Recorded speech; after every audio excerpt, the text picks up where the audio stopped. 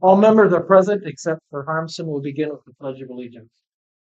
I pledge allegiance to the flag of the United States of America and to the republic for which it stands, one nation under God, indivisible, with liberty and justice for all.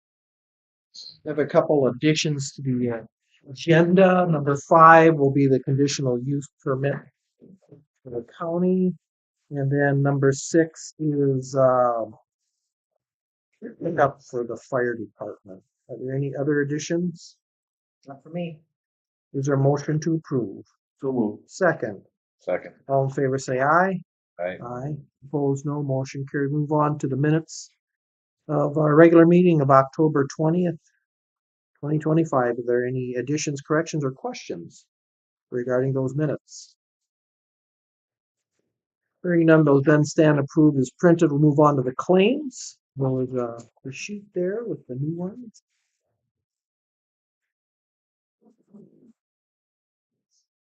Any questions, comments? Not, is there a motion to approve? So moved. Second. Any further discussion? If not, all in favor say aye. Aye. Opposed, no. Motion carried. Anything for notices and communication? No. Move on to pending. And now we'll do updates under pending either. All right. With no unfinished business, we'll move on to new business, and we have some prices on wheel loaders. 150 grand split between the capital improvement fund and water fund for 2026. So we just figured we'd get this order coming. I'll let Weston kind of explain the laborious process that they went to in coming up with this recommendation. Yeah, we spent a lot of time. We were able to get a couple of these outfits to even get us to demo a piece of their equipment that they brought here for a week at a time. We had expressed interest in the past when this date was coming on spending a little bit of time demoing some other brands, looking at some other stuff. I won't sit here and say that, the John Deere loaders we've had in the past have been all lemons. They've been okay. We had some issues in the past. We had to trade early one year on one. Small stuff here and there. The biggest gripe we always had with our loaders in this particular style of John Deere was, the shifting between gears. So there's 4 different gears when you're forward, and there's a couple gears in the really jerks you up.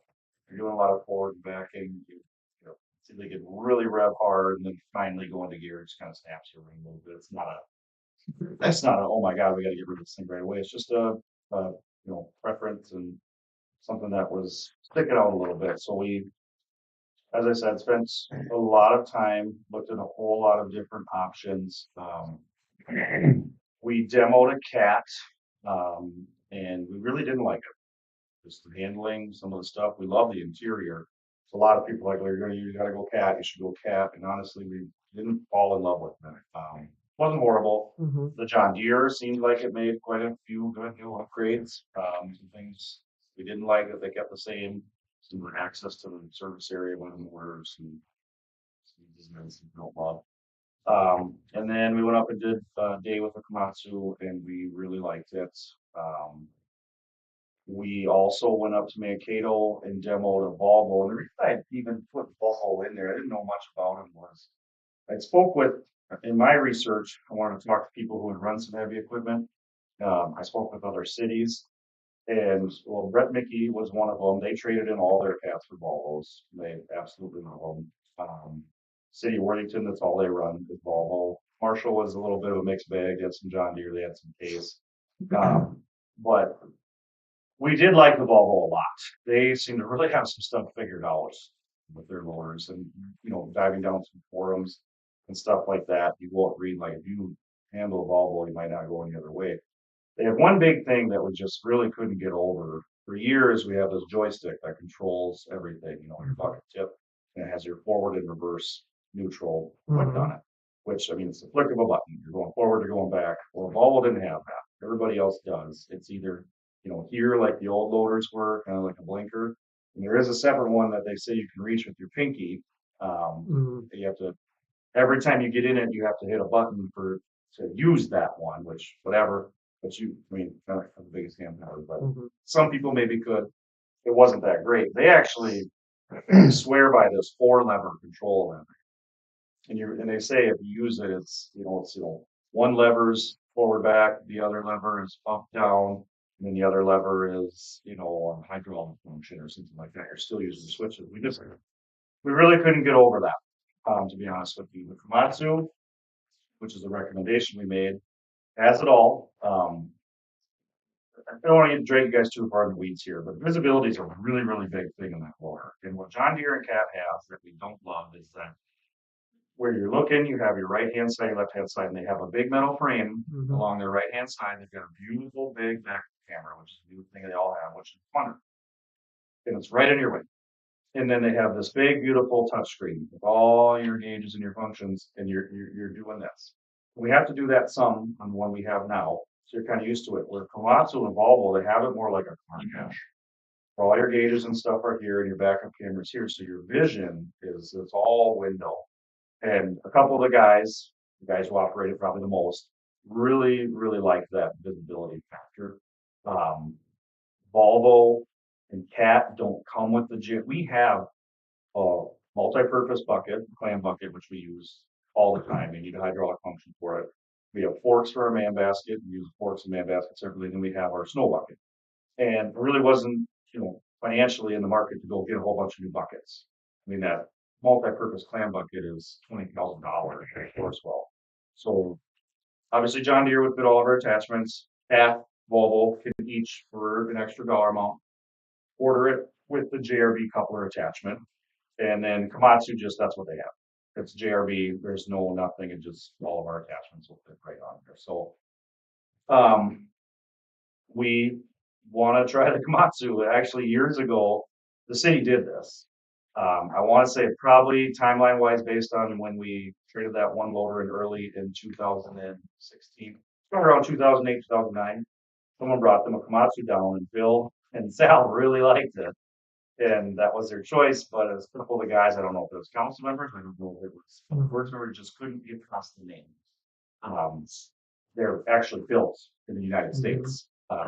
Some of the electrical components come from overseas, but another little bonus, warranties you can tailor your warranties wherever you want on any of these units. They have this Komatsu care package that nobody else has, and they have technicians all around, Sioux Falls, all over. Obviously, Komatsu is very big and like heavier equipment brand, but it's like full coverage, oil changes, all that stuff. For Josh, correct me if I'm wrong. I think it's either 2,000 hours or 3 years. Yep, Which should whichever be comes 3 first. years. And that's Mhm. included in the base. That's included in the base. We won't hit 2,000 hours in 3 years, but it's really, really, really crazy. But they'll come change your oil. They come do everything. Now, we are more than capable of changing our oil. We always have. We do a lot of our own stuff. We still do to this day. However, small little bonus to that is you can schedule that. You can have it instead of taking a guy and having him spend half the day dropping the oil, checking the fuel filters, doing all that stuff. That guy just gets to keep working for a few, that's not the whole life cycle of how long we'll keep this motor. But I just think it's a Mhm. added little deal. So one of the biggest questions that gets brought up is where is Komatsu's, shop? So they have stuff in Sioux Falls, and then we went through Savage. The representative was actually from Sioux Falls. We done work on all of this. John Deere, Case, Cat, they have places in Marshall. And the first question that was asked about it when that guy came down and we talked to all the guys was, well, how often do you actually go there?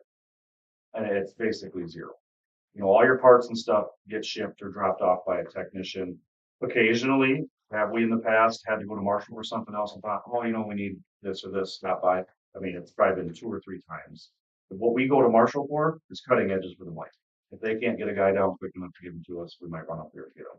Parts for the loader, things like that. Anything major, you're going to have a service technician come from wherever, so Mhm.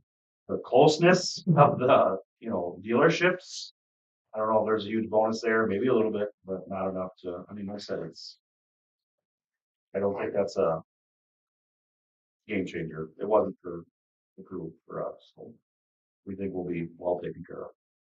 Really, with any of the options, they were all very, very good.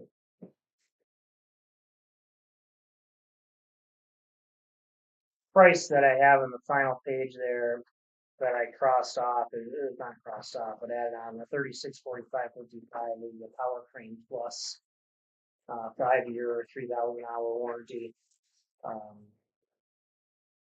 which is state bid price on that extended warranty, and that's obviously the powertrain plus that's included as the hydraulic. So we have powertrain only, powertrain plus, which is powertrain and hydraulics, and then Premier, which is bumper to bumper. And that gets quite expensive, as you can see there on the front page. But in the memo, I had the same extended warranty on all of them. I would like to do that. We don't have. I got a little bit on that last John Deere. It wasn't very long. One thing that we don't have to get to this all. We can talk about this at budget time, whichever we do is. We would like to do some number crunching and penciling out how much it affects what amount the city's putting away in the capital improvements, and maybe not do 10 years on a trade on these. Obviously, if that pencils out where it's the same amount of money, it's just for what it's worth after 10 years and all the wear and tear versus what it could be worth it for 5. Like Worthington was on a 3-year rotation. And everyone has such a different implication. It's good, for example. Kind of like looking at the flavor to see if the work we get on trade versus what we're going to put away to buy earlier. Is that pencil out or is that not pencil? I'll look into it there. I can see that too. Also, potential future maintenance after you get up that age. I really like that idea, but one of their techs coming and looking at it all the time. I know Chris had mentioned they run commands to your plants, but you have an expert. You know what I mean, going over things. We probably change oil. I'm not saying we're going to get 16 oil changes out of this deal. We probably do it twice a year. And if there's a code or something that comes up, whatever, a lot of times we've made it where they do a service on it. Yeah. They'll at least do an inspection on it while they're there and look it over to make sure that if there's needs an update. You could have something small, like someone's there. One thing that I asked in our last conversation was we can set this up on like a schedule and we know, but like, what if we get 10 inches of snow? It's like they'll always check. They want to show up and go, hey, you're doing like, well, we kind of planning on using some serious stuff here for a couple hours. Yeah, the things we run into too is that they just they might come out and look at something on it or whatever, but they'll check it over. So they might have a software update that you didn't even bring up, or they'll do it, tell you about it. Yeah, like I said, I think all the service with all the options is highlights. Well, one way or another, but I do think that plan is a little bit of a bonus. For sure. Well, I think too, the best machine, regardless of it, is the one that people can use with confidence. It would be going to hydrostatic, which is going to have a torque converter type transmission. So the guys really the little bit we got to play with it. The guys, when you go in with a torque converter, like to a pile or gravel, whatever it may be, to get your power, you ram on that pedal, you nail the RPMs off what you start doing. With this, it's hard to describe it. It almost just like your pedal, you're just kind of just slowly went in. You control that by letting off the pedal. It's something to be a little bit different, but I think it's something that we'll really, really like for those applications. That was one of the big wins on hydrostatic was like when you're carrying and you let off your pedal rather than just doing this and spill gravel all over the street or whatever. It's more of a steady fall down to where you're supposed to go. So, I did a lot of research on the hydrostatic versus the torque converter, and they all sound great. And like I said, it's super application based. We're so all over the place. We're not just sitting in a pit loading trucks all day long. You know what I mean? We could be fixing a sign or trimming a tree or snow removal. It's just all over the place. So it's hard to get a true apples to apples. This is what they use, is what they like. But I think for the application, any of these fine. It's just want to try something a little different. Well, We need to talk about it more, or are we ready to take action on it? Make a motion. Okay, for the Komatsu, Correct. is there a second? Second. Any further discussion? I think that was for the proposed care package. Yeah. All in favor, say aye. Aye. Those no motion carried. All right, let's talk about a pickup. Let's do it. Sal's up on the water fund. It's 2015, and so in front of you, you have a DeVore price for a Silverado 1500 with the options that are desired for 43,785, and then the next couple of sheets are from North Country GM with the state bid. That's actually for a GMC 1500, same options for 44,296. And so the recommendation would just be the through DeVore. Is there a motion? So moved. Second? Second. Any further discussion? If not, all in favor, say aye. Aye. Opposed, no motion carried. Next item is recommendation by the zoning and planning and zoning to approve a conditional use permit for the county. Yes, recommendation, packets in front of you there. They adopted my staff report as a fact. Lots of good discussion, lots of questions from neighbors, and they left satisfied that their concerns were addressed 100%. So recommending approval, or rather zoning board is recommending ratification of that conditional use permit, granting of that with the conditions listed on the back page there. Number one, no access to the property from Linden, only Broadway in terms of approach. Dust control during times of high use if parking lot remains gravel. Lighting plans submitted to the city if the lot will have interior lighting in the future, just to make sure it doesn't shine in everybody's windows type of thing. And then residential grade fence shall be erected on the southern property line running the full length of the property, but not within city right away. So that was the one that the county and the neighbors had discussed already, and the county is completely fine with all of these conditions, and so just recommend that as a motion. If there's no conversation, is there a motion to take action on this?